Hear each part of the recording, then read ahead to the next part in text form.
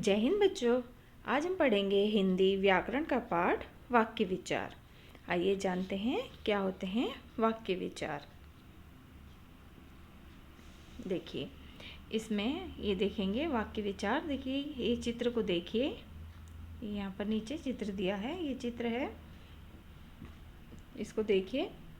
इसे देखकर मन में विचार आता है कि क्या ग्वाला गाय का दूध बाल्टी में निकाल रहा है। ठीक है, इस चित्र को देखकर कि ग्वाला, ठीक है, ग्वाला क्या कर रहा है, गाय का दूध बाल्टी में निकाल रहा है। अब इस बात को कहने के लिए क्या हुआ है कि ग्वाला, गाय, दूध, बाल्टी, निकाल आदि शब्द कहने से काम नहीं चलेगा। अब ये अलग अलग शब्द पूरी बात नहीं कह सकते हैं, है ना।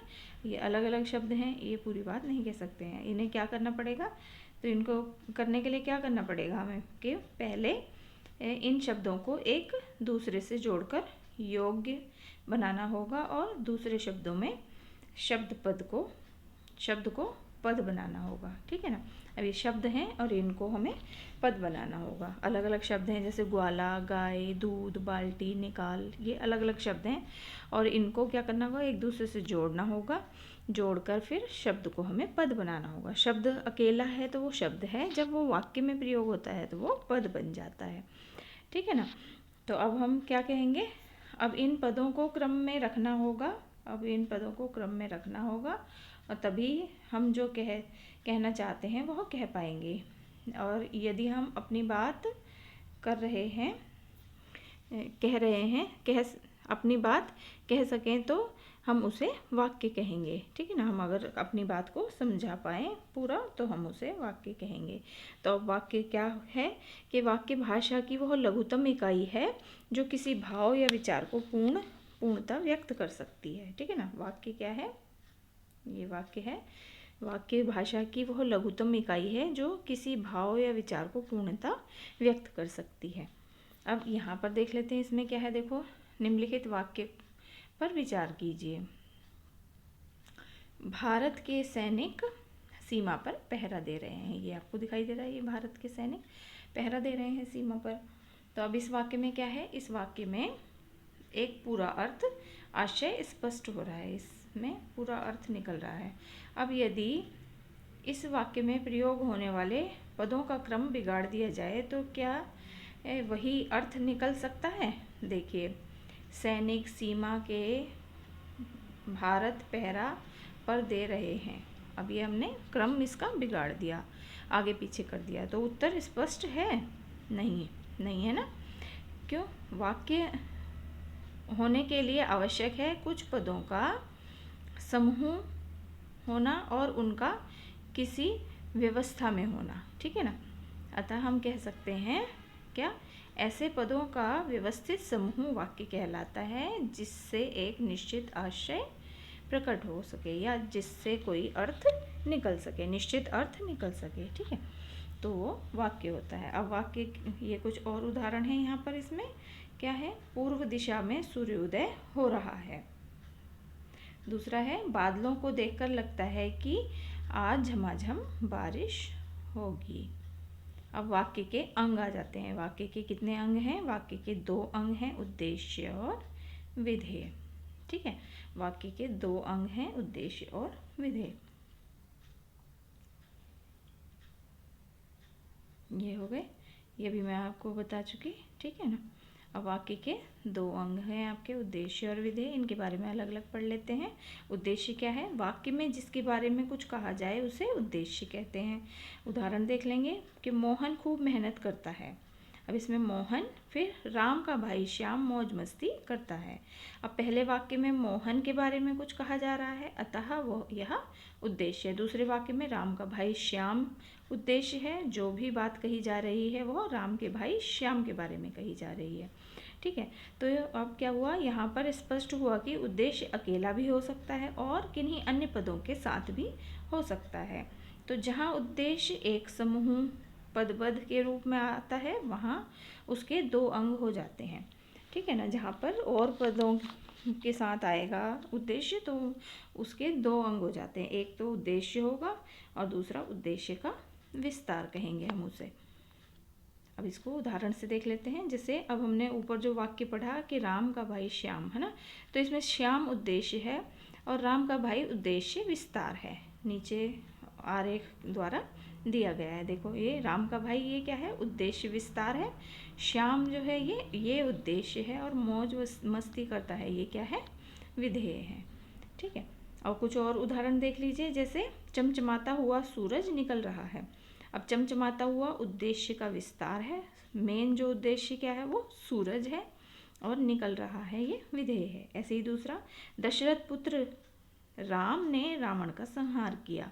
दशरथ पुत्र उद्देश्य विस्तार है, राम उद्देश्य है, ने रावण का संहार किया, ये विधेय है। अब विधेय क्या होता है, विधेय किसे कहते हैं, उद्देश्य के बारे में जो कुछ कहा जाए उसे विधेय कहते हैं। उदाहरण, राम का भाई श्याम मौज मस्ती कर रहा है। यहाँ मौज मस्ती कर रहा है विधेय है। ठीक है, मौज मस्ती कर रहा है विधेय है। अब दूसरा कुछ और उदाहरण देखते हैं। ये कुछ अन्य उदाहरण देखिए। जैसे मोहन सोएगा। मोहन कल रात को नरम नरम बिस्तर पर सोएगा। पहले वाक्य में सोएगा विधेय है, दूसरे वाक्य में कल रात को नरम नरम बिस्तर पर सोएगा विधेय है। ठीक है, स्पष्ट हुआ कि विधेय अकेला भी आ सकता है और अन्य पदों के साथ भी। इस तरह विधेय के भी दो अंग हो जाते हैं। ठीक है, पहला विधेय और विधेय का विस्तार। अब एक वाक्य में इसके अंग देख लीजिए। जैसे राम का भाई, ये तो उद्देश्य विस्तार हो गया, श्याम उद्देश्य हो गया, कल सुबह मुख्य पार्क में सैर करने जाएगा। तो जाएगा क्या है, ये मेन विधेय है और ये विधेय का विस्तार है, कल सुबह मुख्य पार्क में सैर करने। ठीक है, अब वाक्य के दो भेद होते हैं। ये तो अंग हैं, वाक्य के दो अंग हैं, उद्देश्य और विधेय। ठीक है, उद्देश्य और विधेय ये अंग हैं। और अब वाक्य के भेद आ जाते हैं। वाक्य को दो वर्गों में बांटा गया है, दो प्रकार होते हैं, एक रचना के आधार पर और दूसरा अर्थ के आधार पर। ठीक है, रचना के आधार पर 3 भेद होते हैं, अर्थ के आधार पर 8 भेद होते हैं। ठीक, रचना के आधार पर 3 भेद होते हैं। तो अब हम इनको अलग अलग पढ़ेंगे। वाक्य के दो अंग हैं, एक उद्देश्य और विधेय, उनके बारे में हमने अलग अलग पढ़ा। अब हम वाक्य के भेद के बारे में पढ़ेंगे। वाक्य के 2 भेद हैं, रचना के आधार पर और अर्थ के आधार पर 2 भेद हैं। रचना के आधार पर वाक्य के 3 भेद होते हैं और अर्थ के आधार पर वाक्य के 8 भेद होते हैं। अब इन सब के बारे में हम अलग अलग पढ़ेंगे। ये पहला आ जाता है रचना के आधार पर वाक्य के भेद। पहला है क्या, रचना की दृष्टि से वाक्य के 3 प्रकार होते हैं, सरल वाक्य, संयुक्त वाक्य और मिश्र वाक्य।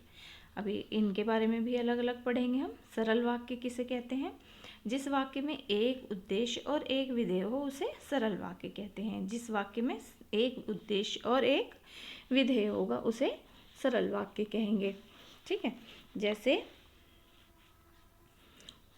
जैसे कहेंगे नरेश बांसुरी बजाता है, नरेश बांसुरी बजाता है, या सफ़ेद हंस मानसरोवर में विहार कर रहे हैं, या वीर हनुमान ने अशोक वाटिका जाकर सीता से भेंट की। ठीक है, इसमें एक उद्देश्य और एक विधेय। अब दूसरा आ जाता है आपका संयुक्त वाक्य। संयुक्त वाक्य में क्या होता है, जिसमें 2 या अधिक सरल वाक्य किन्हीं योजक द्वारा जुड़े हों उसे संयुक्त वाक्य कहते हैं। अब योजक मैंने आपको बताया था कि समुच्चय बोधक को योजक भी कहते हैं, योजक चिन्ह। ठीक है ना, तो समुच्चय बोधक हो जाता है, ये समुच्चय बोधक शब्द हो जाते हैं। तो अब इसमें क्या आ गया कि एक जिसमें दो या अधिक सरल वाक्य, ठीक है, वो कहे से जुड़े होंगे, योजक द्वारा जुड़े हुए होंगे, तो वो संयुक्त वाक्य हैं। तो हम इन्हें बहुत आसानी से पहचान सकते हैं। जैसे वर्षा हुई और मोर नाच उठे। ठीक है ना, यहाँ 2 सरल वाक्य हैं, एक वर्षा हुई से पूरा वाक्य हमें समझ में आ रहा है, वर्षा हुई, फिर मोर नाच उठे, ये भी पूरा वाक्य हमें समझ में आ रहा है। और इन दोनों वाक्यों को हमने काहे से जोड़ दिया, और से। और क्या है, योजक, समुच्चय बोधक है। ठीक है, तो इससे हमें ये दोनों वाक्य और योजक से जुड़े हुए हैं, इसलिए ये संयुक्त वाक्य हो गए। तो कुछ और अन्य उदाहरण देख लीजिए, जैसे मैंने बहुत कोशिश की किंतु काम नहीं बना। किंतु ये योजक है आपका।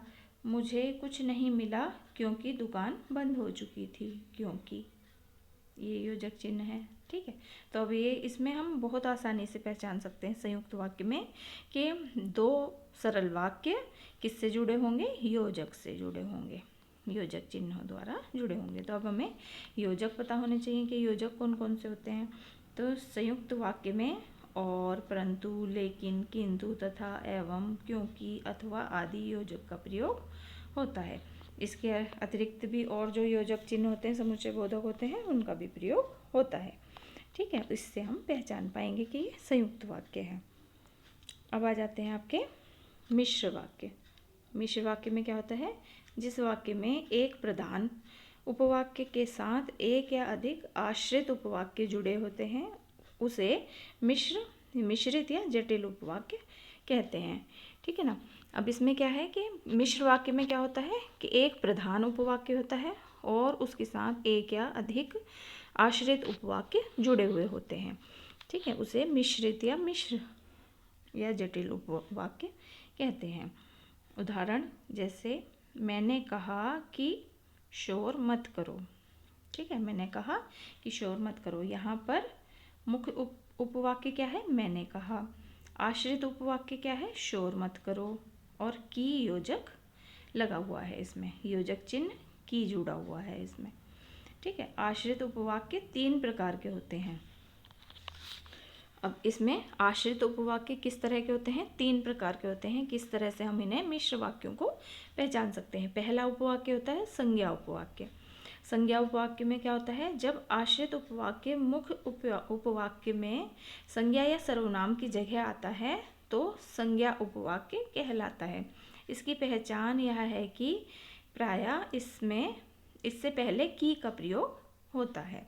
ठीक है, संज्ञा उपवाक्य को हम कैसे पहचान सकते हैं, कोई भी वाक्य दिया हुआ है तो उसमें हमें क्या देखना है कि जो आश्रित उपवाक्य है वो संज्ञा और सर्वनाम के रूप में आता है और उसके पहले क्या लगा हुआ होता है, की लगा होता है। की, छोटी ई की मात्रा वाला की, ये जुड़ा हुआ होता है। इससे हम संज्ञा उपवाक्य को पहचान सकते हैं। अब कुछ उदाहरण देख लें तो इससे समझ में आएगा। मैंने उसे बताया था कि आज पिताजी नहीं आएंगे।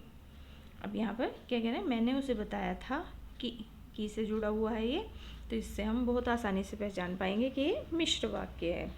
ठीक है, अब खरगोश ने देखा कि कछुआ अभी बहुत पीछे है।